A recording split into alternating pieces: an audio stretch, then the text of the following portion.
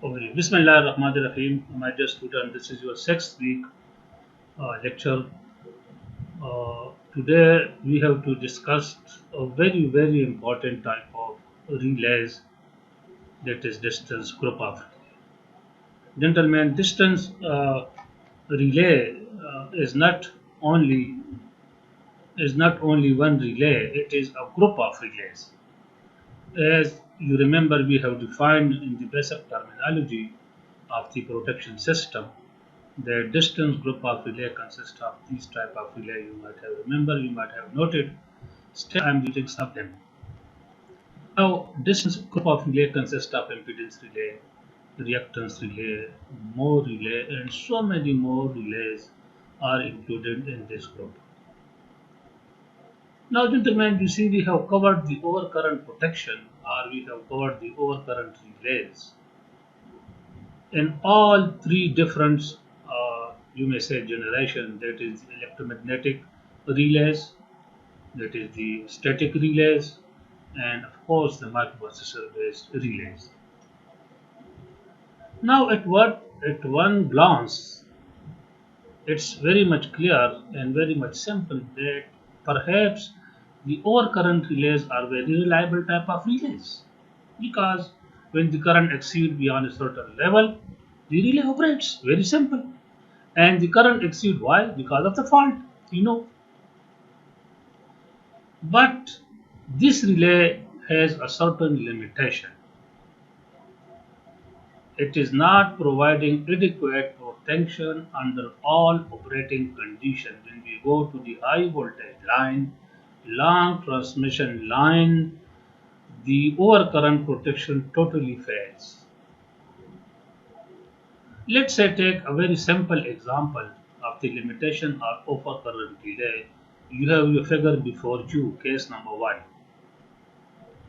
In this particular scenario, we have two generators along with transformers, and these generators are connected to a common bus bar 115 kV, and each generator along with a transformer has an impedance of 10 ohm.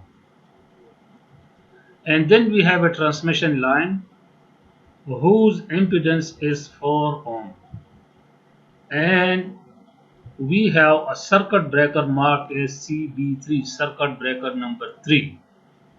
And then we have a transmission line, and it is terminating on another bus bar.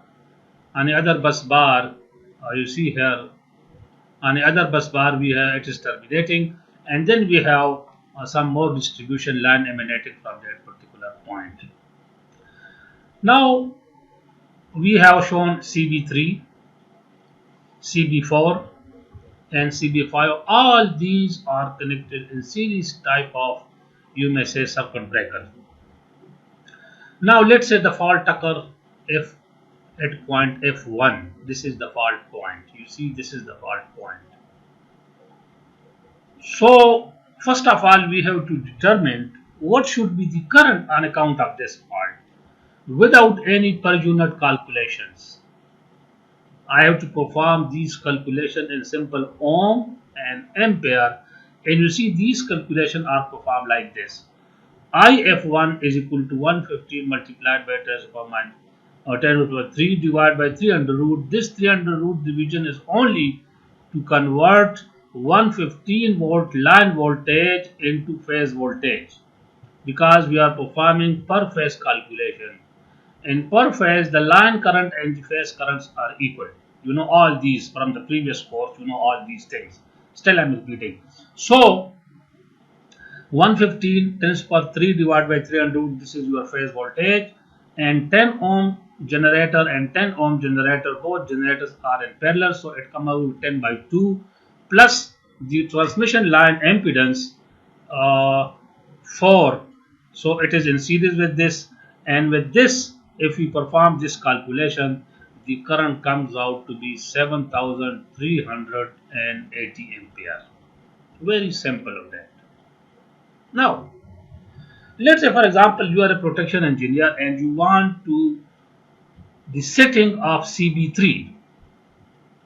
You want to provide the setting current for CP3. So what do you think? What should be the setting current? It should be greater than this or it should be less than this. Naturally, your setting current will be greater than this because this fault is far away from this circuit breaker, and as the fault point come closer and closer to this circuit breaker, the current should increase. Therefore, the setting should be greater than 7380 ampere. Right? Okay. So now you understand this scenario. Now the same system, the same thing, but slightly the operating condition change. So now the case number two, how the operating condition has changed. The operating condition changed that one of the generator is out of service. You see, one of the generator is out of service due to any reason. It's just happened on daily basis. Some generators are put into service and some generators are taken out of the service because of maintenance purpose or any fault or anything else. Okay, so it is being taken out. Now we have one generator, the same generator transformer, and we have the same line, same thing, everything is here.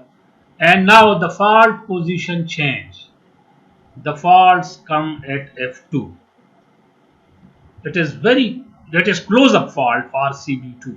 The same circuit breaker we are concerned with, it is the close up fault. So this current would be the highest current. You know that for close up fault the current is highest. As you go away from that particular point, the current decreases. The fault current decreases. So let's calculate the current at this particular point, F2. So IF2 with the same calculation, 115 times by 3 divided by 300 root divided by 10. The only impedance to impede this current is the source impedance, which is 10 ohm, and the current comes out to be 6640 ampere. Okay, Ji. So what should be the setting current at this relay? Naturally, when the setting current, that is Is, which is the setting current, must be less than this, because if the fault go away and away from this particular point, the current will have to reduce, the fault current will have to reduce. Therefore, the setting must be less than 6640 ampere. So now, gentlemen, now you see the that at the same location of CB2, at one operating condition, the setting required is less than 6640 ampere, and for a change operating condition, the setting requires to be more than 7380 ampere. Is it possible? No. Impractical case. You cannot provide that a current less than 6000 and greater than 7000. How it's possible? So it means that our current cannot provide adequate protection under all operating conditions. So this one example, so many examples can be taken of these type of things by changing the operating condition, the setting current, the setting current of the overcurrent relay may require to be changed, which you cannot change normally because it's not very easy just to because for changing we have to perform certain calculation, and after 1 hour it's possible that again the operating condition change. After another hour again the operating condition may change. So for each operating condition we cannot provide a different type of setting always. So therefore this is impractical case. So therefore we say that overcurrent protection cannot provide or does not provide adequate protection under all operating conditions. So now we have to switch to such a protection system which is of course not affecting these type of setting and which depend upon the distance from the relay point. The setting depends upon the distance from the relay point without any operating condition. The distance remains the same, right? Okay. So now, therefore, this particular total group is called distance protection. So now in this distant group of protection, now we have today take the first relay, that is the impedance relay we have to take. Now, gentlemen, you know that what is distance of the line, what is the impedance of the line proportional to? Naturally, you may say that the impedance of the line is proportional to the distance. More will be the distance, more will be the impedance. Gentlemen, you see, let's say for example, I give an example that we have a 1 kilometer transmission line and it has an impedance of 2 ohm. 1 kilometer line has an impedance of 2 ohm. So what will be the impedance of 2 kilometer line? Naturally, we will say 4 ohm. As the distance increases, the impedance will also increase. So now we have to enter into another very important, this is perhaps the most important and most interesting type of groups of relays, that is the distance relay. Gentlemen, I wish you all, some of you may go into the protection field and there you will see that always you will be dealing with distance groups of relays, if you are providing a job in the high the protection of a high transmission line. Okay, team.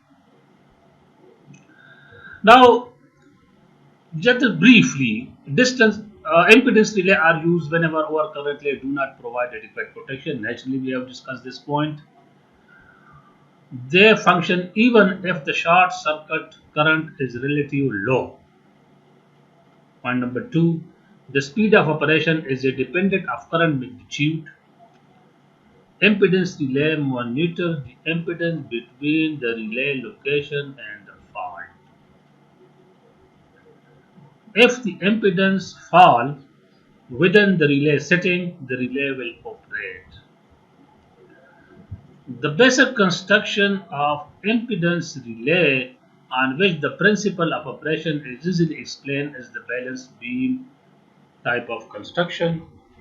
Now see here, gentlemen, we have a beam which is balanced at this particular point, at the midpoint, let's say.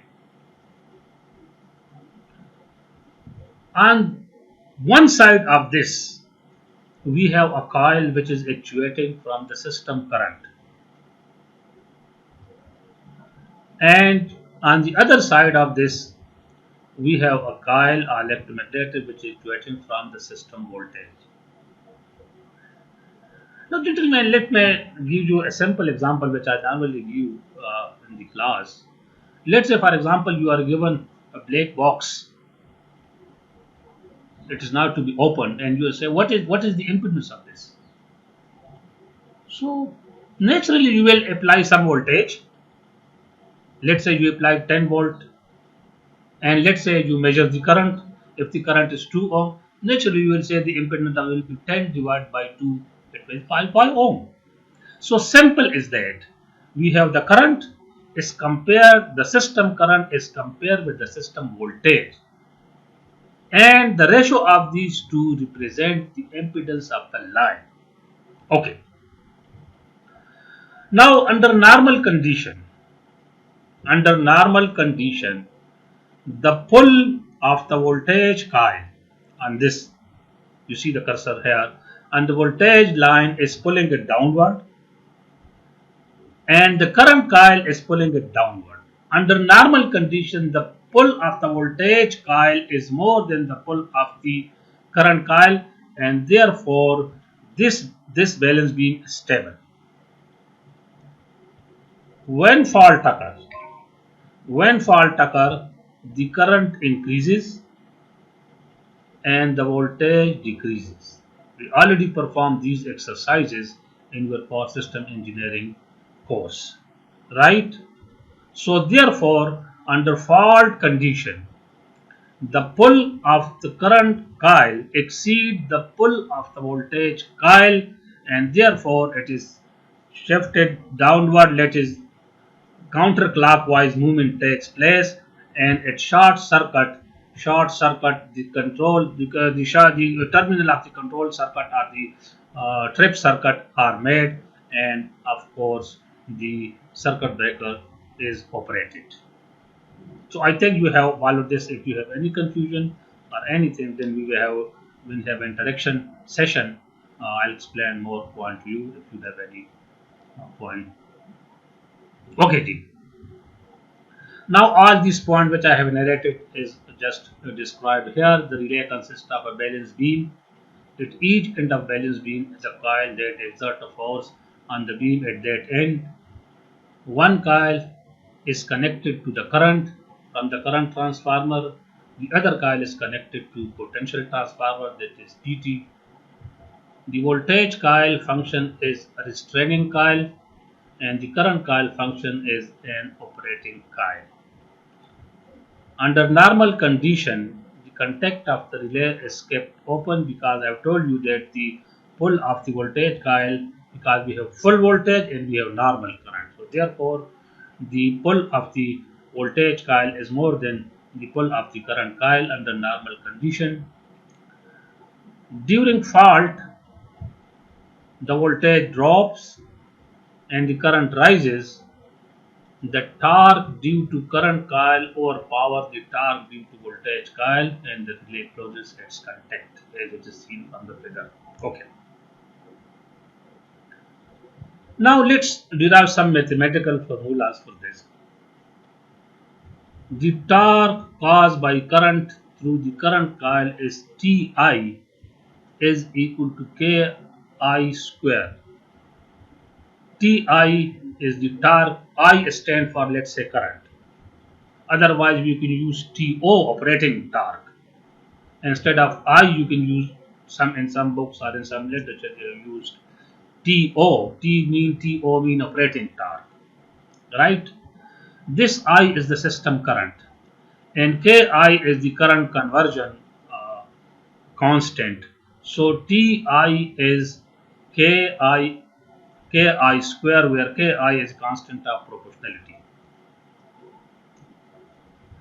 The torque caused by, which is caused by voltage coil, TV is equal to KV V square, K small v, which is of course, and V square. So V stand for voltage, so it may be TR, restraining torque. Instead of V, you can use R even, right? So TR would mean restraining torque, where Q is the constant of proportionality. When torques are balanced mean that at the balance point, when the operating torque is equal to the restraining torque, or the torque produced by the current element is equal to the torque produced by the voltage element. These are elements, right? So then Ki square is equal to KVV square, and from this we can say, that is, from this equation we can use that V by I is equal to Ki divided by KV under root.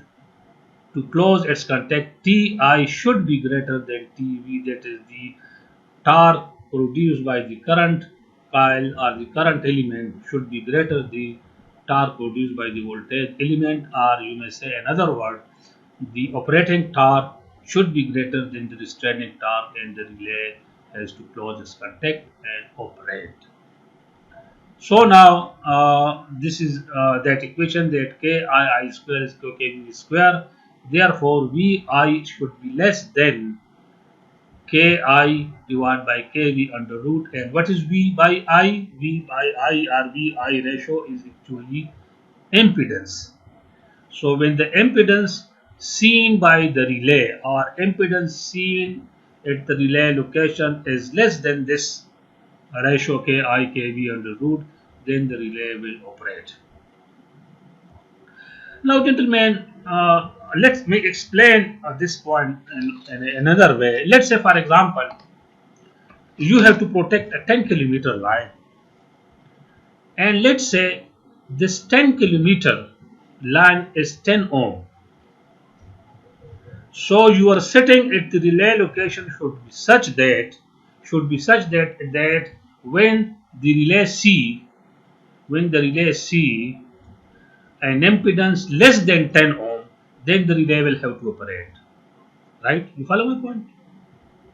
Okay. Irrespective of the current flowing, irrespective of any changing operating condition, and when this impedance will be below this 10 ohm, when we have fault condition, when there is an earth fault or any line to line fault or maybe any type of fault, the impedance of the line will only be less than 10 ohm when we have the fault condition. Otherwise, at no other condition or no other scenario, the impedance seen by the relay or at the relay location will be less than 10 ohm. Right? Okay, G. Now the contact will close anytime the impedance the relay sees less than the preset value given by this, because I've just given a numerical example of 10 ohm line, 10 kilometer line. So this is the same thing displayed mathematically here. This can be represented by an impedance diagram. Now, gentlemen, first of all, we have to see what is impedance. Impedance may be a simple resistance. Let's say, for example, we have to take the impedance of a line as 10 ohm. Simple R is equal to 10 ohm. So it is the impedance of that. That is the reactive part is 0. Or it may be a reactance X, or it may be even a combination of resistance and reactance, which we normally define as complex impedance. Z is equal to R plus JX. You are already familiar with these type of things. So before you have a circle which represent the characteristic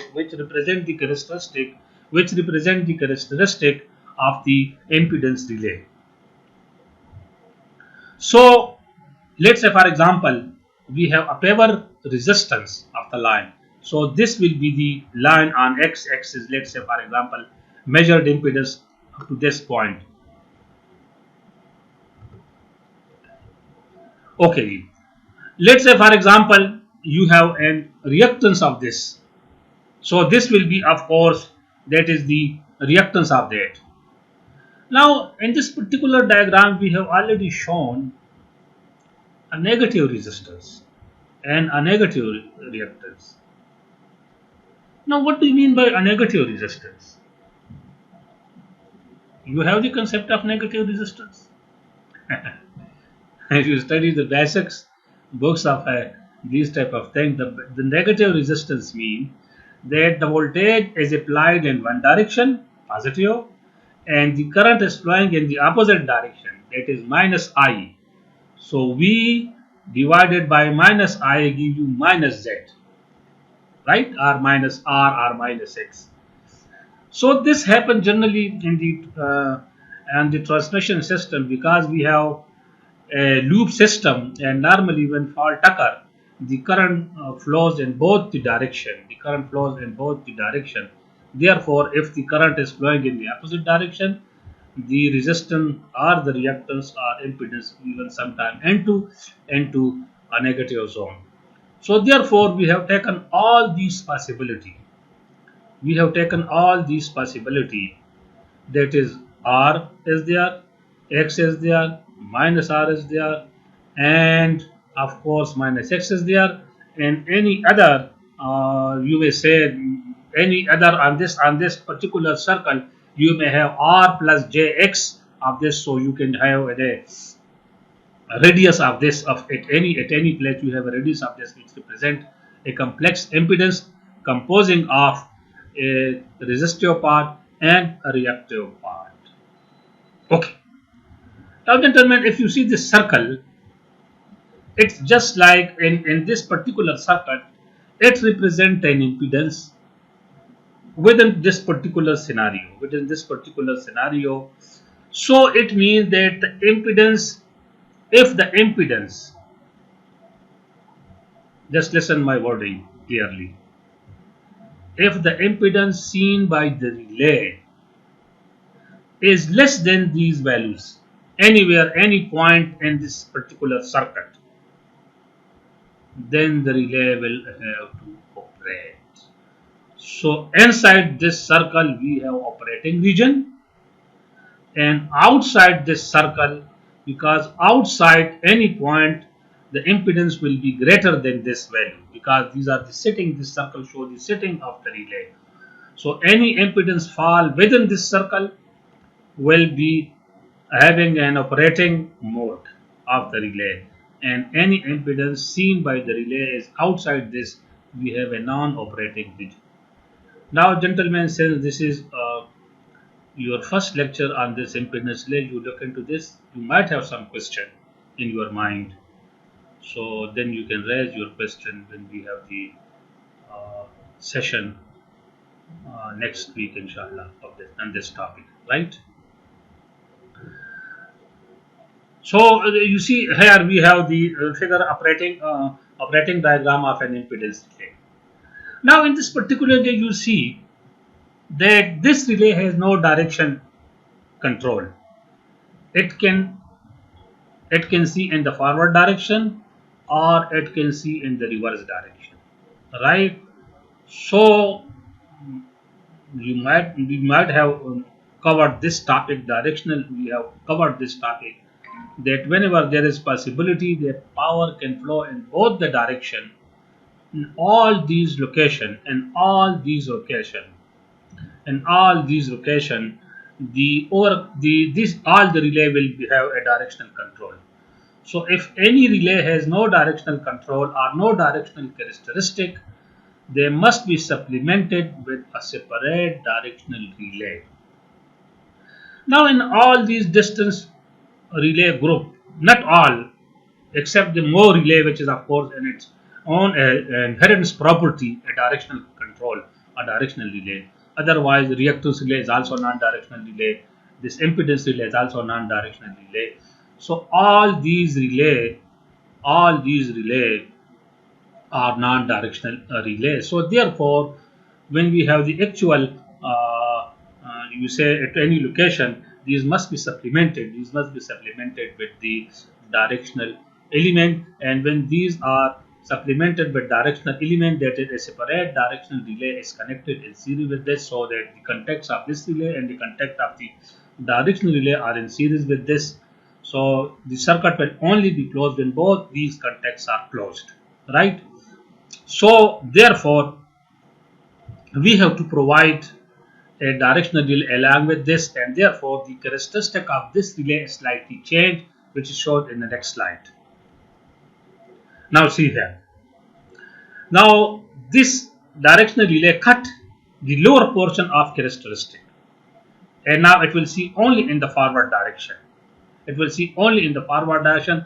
The rest of the characteristic remains the same. Only the lower portion, that is to see the relay in the back direction, will be of course no more, and only it will see as you compare this characteristic with the previous characteristics, which have this shaded area and that particular, and this is not that area is being removed, and we have white area. White area means no operation of the relay takes place in this particular area. So it means that this relay cannot see behind it. It will now see only in the forward direction. So this type of impedance relay is not directional.